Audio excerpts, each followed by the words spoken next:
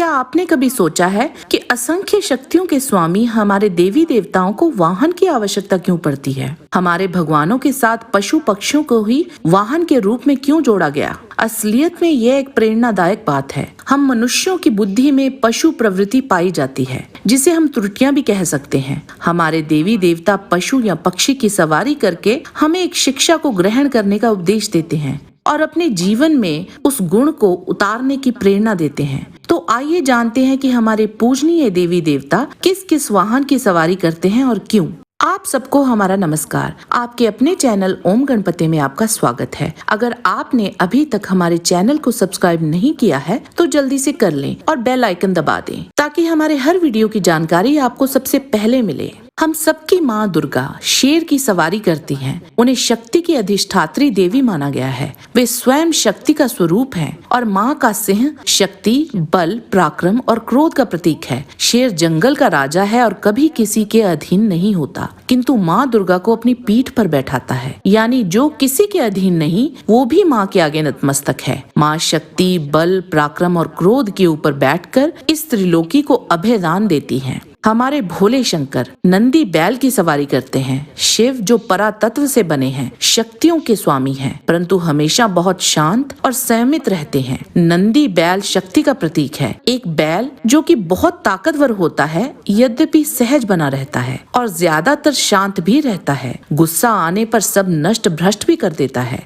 यह विशेषताएं हमें हमारे भोलेनाथ में भी दिखाई देती हैं। इसके अलावा नंदी के 4 पैर सनातन धर्म के 4 स्तंभ माने गए हैं। क्षमा, दया, दान और तप। नंदी को सफेद रंग का दर्शाया जाता है, जो स्वच्छता और पवित्रता का प्रतीक है। भगवान विष्णु गरुड़ की सवारी करते हैं। भगवान हमारी त्रिलोकी के पालनहार हैं। गरुड़ जो कि बहुत ऊंचा उड़ता है, परंतु अपनी पैनी नजरों से छोटी चीज भी देख सकता है। और भगवान विष्णु भी इसी तरह से संपूर्ण संसार पर अपनी नजर बनाए रखते हैं। गरुड़ को नाग का शत्रु बताया जाता है, यानी विष। यहाँ विष को हम अपनी सांसारिक त्रुटियों से जोड़ सकते हैं। गणपति जी मूषक की सवारी करते हैं। भगवान श्री गणेश, जिनको विघ्नहर्ता भी कहा जाता है, सर्वप्रथम देव हैं। कोई भी काम इनके आशीर्वाद के बिना संपन्न नहीं होता। मूषक विघ्न का सूचक है, जिसे हमारे देव अपने पैर के नीचे दबाए रखते हैं। तो कोई भी काम करने से पहले इनका ध्यान करना मत भूलिए, कोई अनिष्ट नहीं होगा।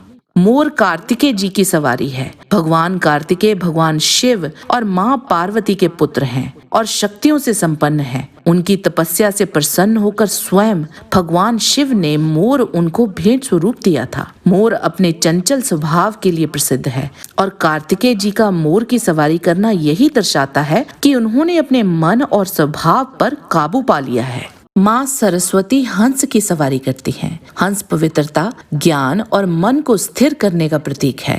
हंस अपने पूरे जीवन में बस एक हंसनी के साथ रहता है। माँ का हंस की सवारी करना इसी बात को दर्शाता है कि उन्होंने भी इन्हीं सब गुणों को धारण किया है और यही प्रेरणा वे हमें देती हैं। ज्ञान की प्राप्ति के लिए मन का स्थिर होना बहुत आवश्यक है। धन की देवी लक्ष्मी उल्लू की सवारी करती हैं। उल्लू शुभता और संपत्ति का प्रतीक है। माँ अपनी सवारी पर बैठकर शुभ और संपत्ति हमारे जीवन में लाती हैं और हमारे जीवन का अंधकार समाप्त करती हैं। इंद्रदेव का वाहन ऐरावत हाथी है। ऐरावत शक्ति और विशालता का प्रतीक है। इंद्र जो कि संपूर्ण त्रिलोकी का भोग करने वाले हैं, शक्तियों के स्वामी ऐरावत की सवारी करते हैं। इनके अलावा यमराज भैंसे की, अग्निदेव भेड़ की, वरुण देव मकर की, वायुदेव और चंद्रदेव हिरण की, कुबेर नर की, शनिदेव कौवे की और सूर्य देव 7 घोड़ों से सजे रथ की सवारी करते हैं। आज के वीडियो में बस इतना ही। जाने से पहले लाइक बटन जरूर दबा दीजिए और वीडियो अच्छा लगा है तो शेयर कीजिए। आपसे फिर मिलते हैं एक नए रोचक वीडियो के साथ। तब तक के लिए आप सबको हमारी शुभकामना। नमस्कार।